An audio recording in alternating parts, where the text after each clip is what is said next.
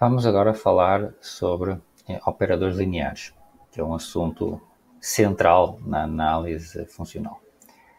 O operador linear entre espaços vetoriais x e y é uma aplicação com o domínio, que é um subespaço vetorial de x, que satisfaz a relação de linearidade tx mais alfa y igual a t de x mais alfa vezes t de y, para todos os x e y no domínio no domínio da aplicação para todo o alfa escalar. Temos sempre que ter 0 igual a 0, automaticamente, e a família de todos os operadores lineares com o mesmo domínio forma um espaço vetorial, né? Porque eu posso somar as aplicações lineares, ponto a ponto, t mais s de x é t de x mais s de x, isso define t mais s, e alfa t de x é alfa vezes t de x, isso define alfa t. Para todo o x no domínio de t e de s, estamos supondo que tem o mesmo domínio. Exemplos básicos de operadores lineares são os triviais, o operador de identidade, que a x envia x, e o operador nulo, que a x envia 0. A x associa 0. Okay? Então, a análise funcional se concentra em analisar o comportamento de classes tão amplas quanto possível de operadores lineares de espaços vetoriais normados ou espaços mais gerais que espaços vetoriais normados.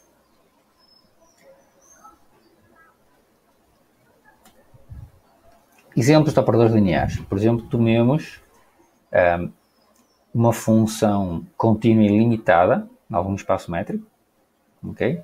E tomemos o operador de multiplicação, que pega numa função contínua limitada e associa o produto dessa função contínua limitada por a função contínua limitada φ que a gente fixou.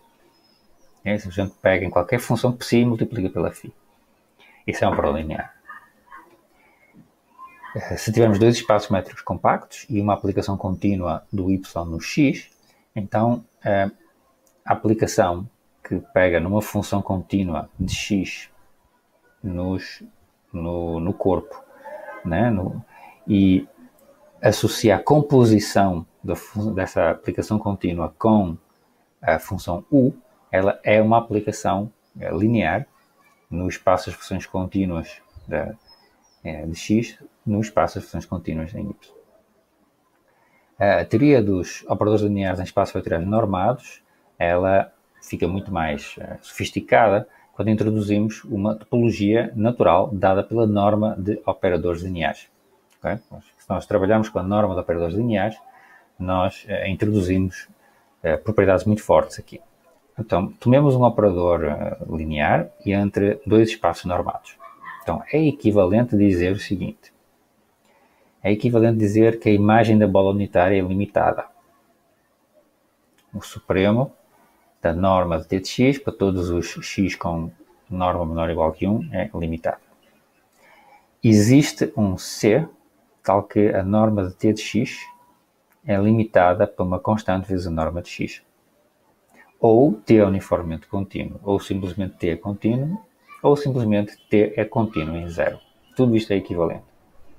Okay? Então isto está-nos dando equivalências para a continuidade de um operador linear entre espaços normados.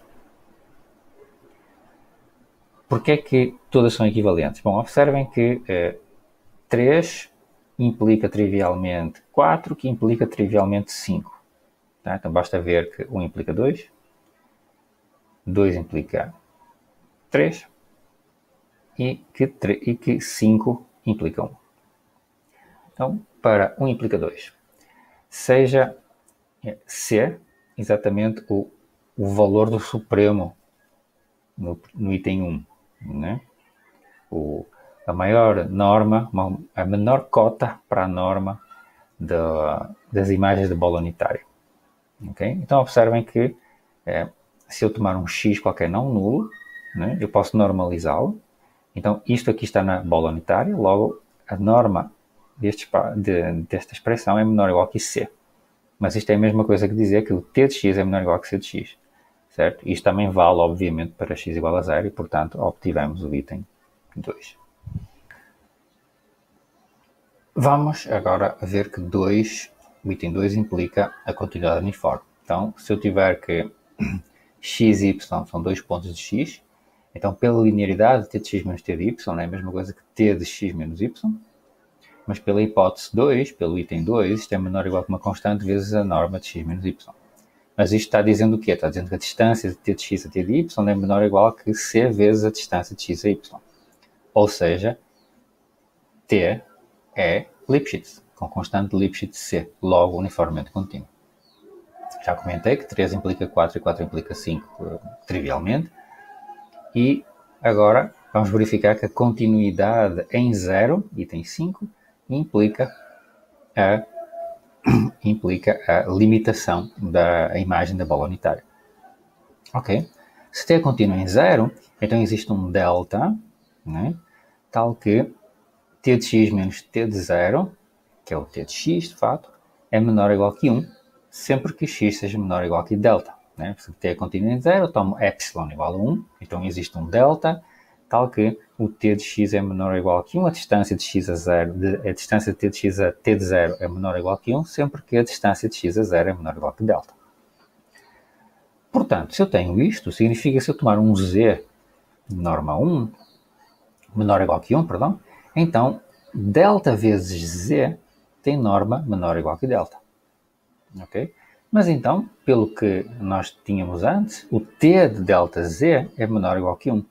Mas agora uso a linearidade e a homogeneidade da norma e t delta z menor ou igual que 1 é a mesma coisa que dizer que t de z é menor ou igual que 1 sobre delta para todo o z na bola unitária. Okay? Ou seja, está mostrando que 1 sobre delta é uma cota superior para o tamanho, para a norma de vetores, da imagem de vetores da bola unitária. Então, mostramos o item 1. Isto completa a prova da proposição. Então, temos várias equivalências da continuidade de uma aplicação linear em espaços normados. Um operador linear contínuo em espaços normados, por causa destas equivalências, também é chamado de um operador limitado, ou uma aplicação linear limitada. Então, o conjunto de todos os operadores contínuos entre dois espaços normados se denota por BXY, B do inglês bounded, limitado. Escreveremos B de x apenas para abreviar B de x em x, operadores lineares limitados de x em x. Okay? Como exemplo, aquele operador TU, que eu apresentei atrás, ele é contínuo com as normas de convergência uniforme, norma do supremo. Porquê?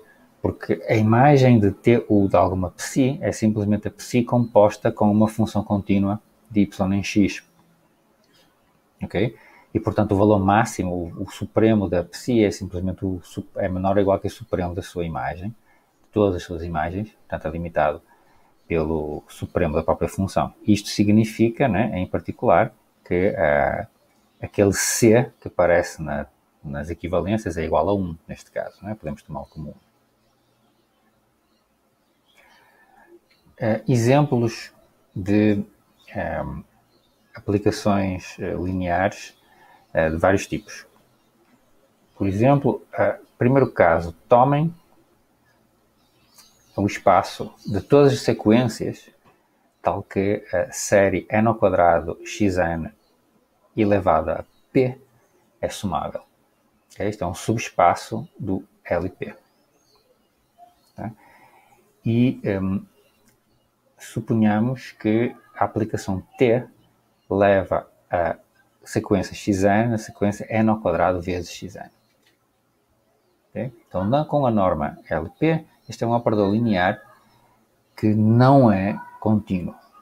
Okay? Porquê? Vamos pegar uma sequência limitada, uma sequência da bola unitária, que vai ser enviada numa sequência que não é limitada. Então, tomemos uma sequência na bola unitária, base canónica. Então, pegamos n sobre n. A n sobre n vai para 0, porque n tem sempre norma 1. Mas o t de n, né, de fato, t de n é igual a n é n, que é n ao quadrado vezes n sobre n. Então, o t de n sobre n é n, que não é limitado. Agora, um exemplo de um operador linear contínuo é o deslocamento à direita, também conhecido como shift, que pega nas sequências do LP, né, e ele desloca as sequências todas um uma coordenada para a direita. Okay? Então, ele mantém a norma da sequência, né? Porque a norma é a soma de todas as entradas elevadas a P. Né? E, analogamente, nós podemos definir o deslocamento à direita em LP com sequências unilaterais. Okay? Mas aí o Y1 é igual a zero quando a gente calcular a imagem. Vamos ver mais explicitamente. Se tiver um operador de deslocamento, né? O operador de deslocamento em LPZ pode ser visto deste jeito. Né? Eu pego nesta sequência e eu levo na sequência, na mesma sequência, mas deslocada uma coordenada para a direita. Okay? Então eu desloquei todo mundo para a direita e agora onde estava o x0, agora está o x-1. Eu desloquei tudo para a direita.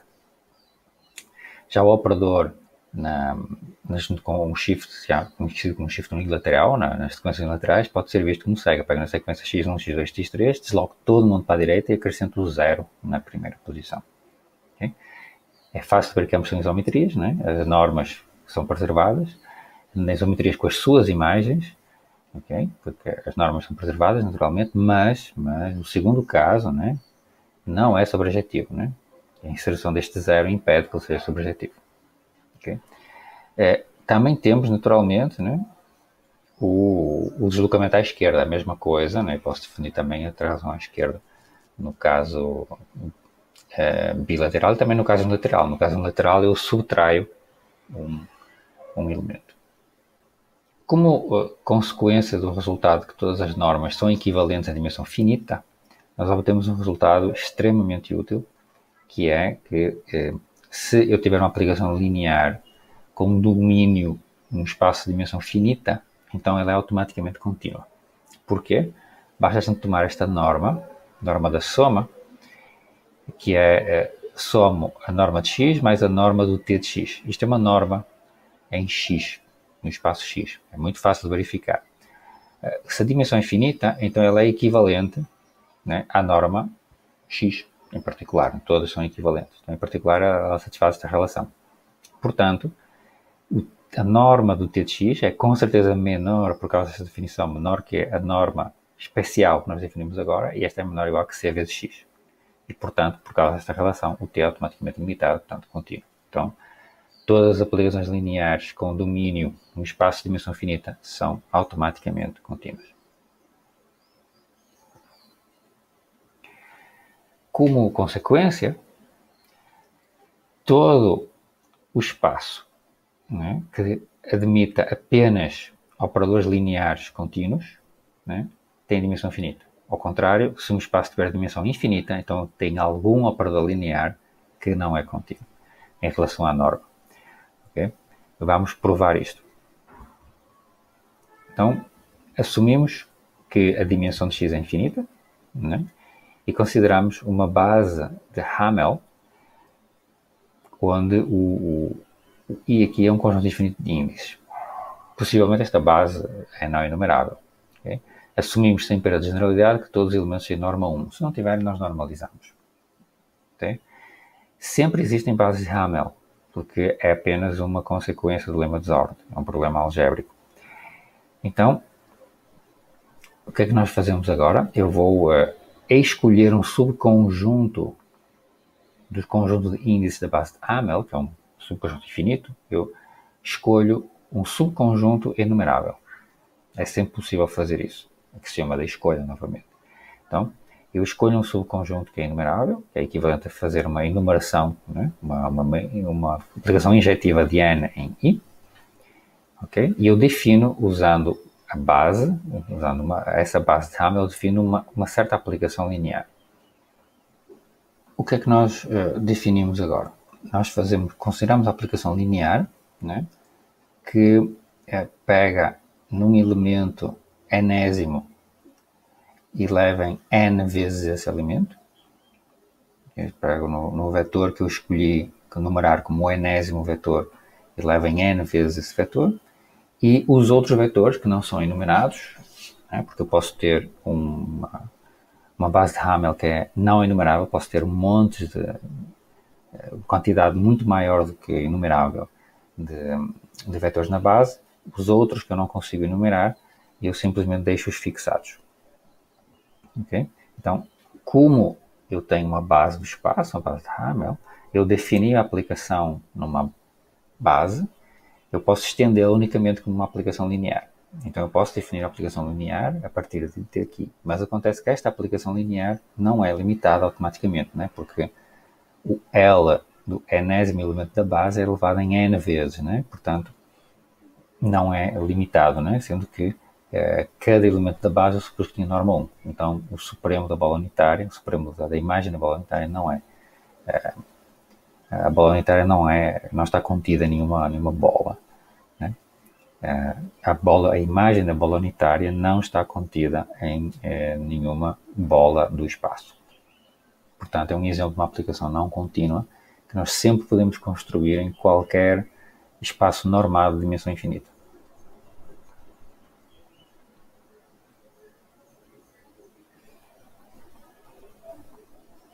Se nós considerarmos o espaço dos operadores lineares contínuos, né, esse espaço ele vira um espaço de Banach. Ou seja, se eu tiver um espaço normado no domínio e um espaço de Banach no codomínio, então B de x em y, conjunto de bx e y, conjunto dos operadores lineares limitados de x em y, viram um espaço de Banach com a norma do operador. A norma do operador é o sup, né, de t de x sobre a norma de x. Na realidade, isto é o menor número c que aparece naquela definição de continuidade, aquele lema. Okay? Então, por que é que ele é um espaço de Banach? Bom, se eu tomar uma sequência de Cauchy de operadores no espaço destes operadores, com a norma do operador, isso significa que se eu olhar o Tn de x menos o Tm de x e calcular a norma, isto, por definição de norma de operadores, tem menor ou igual que a norma da diferença destes dois operadores, tem uma aplicação linear, que tem uma norma, né? E vezes a norma de x.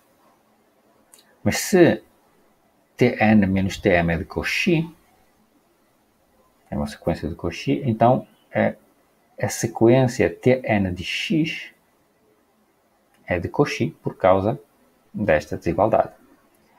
Né? E porque o Tn menos o Tm, né? Aqui eles vão para zero quando n e m são muito grandes. Logo, para cada x, Tn de x é uma sequência de Cauchy em y. E y é Banach, portanto, converge para algum ponto em y. Então, nós pegamos no x e obtivemos um ponto limite da sequência Tn de x. Definimos esse y como a imagem de uma aplicação linear t de x. Vamos verificar que o t vai ser o limite das tn's. O t é linear, é muito fácil de verificar, e vamos ver que ele é limitado. Né? Bom, dado o epsilon, existe um nzão, tal que m e n maiores que n implicam que tm menos tm menor que epsilon. Isto aqui é a propriedade de ser uma sequência fundamental.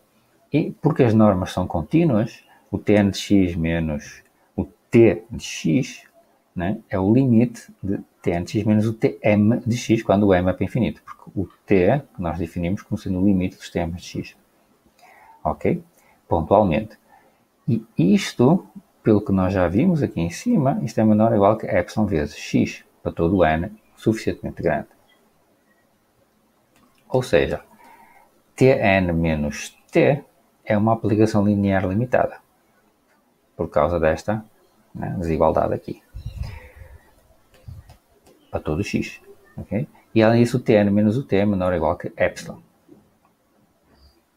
Sendo Tn menos T epsilon próximos, né, como o Bx em y é um espaço vetorial, nós concluímos que T, que se pode escrever como Tn mais T menos Tn, é uma soma de dois elementos deste espaço vetorial. O T menos o Tn e o Tn. E, portanto, o T está no espaço vetorial. Além disto, como para cada epsilon achamos um n tal que Tn menos T é menor que epsilon em norma, porque nós provamos, né, aqui atrás que para todo x, né, Tn menos Tn de x é menor que epsilon vezes x. Então estamos mostrando que o Tn menos T menor que Epsilon, em norma, na norma do operador, então mostramos que o Tn converge para o T neste espaço de Banach, neste espaço, ali, neste espaço normado, né? E isto conclui a prova de que ele é Banach. Mostramos que toda a sequência fundamental neste espaço tem limite. Aplicando estas ideias, já que ele é um espaço de Banach, nós podemos, por exemplo, mostrar que se eu pegar um operador limitado qualquer, fixo um T qualquer do corpo, o operador E elevado a T, o exponencial de T vezes T, é dado por a série de potências que define a exponencial habitual, a série de potências habitual, está no espaço dos operadores lineares limitados. E ainda por cima a sua norma, né, é limitada pelo exponencial da norma do operador. Okay? Porquê? Bom, porque vocês podem mostrar que a sequência das somas parciais desta série é uma sequência de Cauchy. E, portanto, ela vai ter um limite. A soma da série está bem definida no espaço de operadores.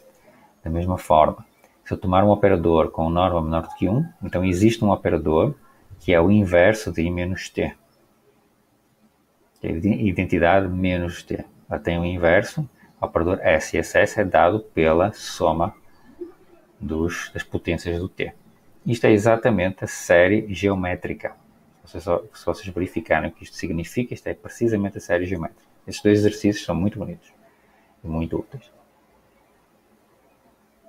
Podemos agora também definir o que é o dual de um espaço normado.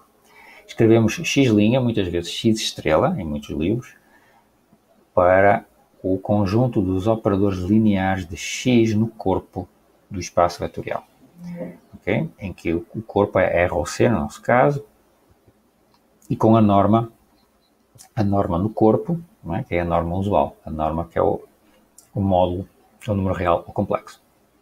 Então, pelo teorema anterior, sempre x' é Banach, okay? Porque o corpo com a norma usual é sempre um espaço completo. Então, este chama-se o espaço dual de x, e os seus elementos também são chamados de funcionais lineares do espaço. Okay? O espaço dual tem uma importância fundamental na análise funcional. Okay? E vamos ver que um dos resultados fundamentais da teoria garante a existência de certos tipos de funcionais.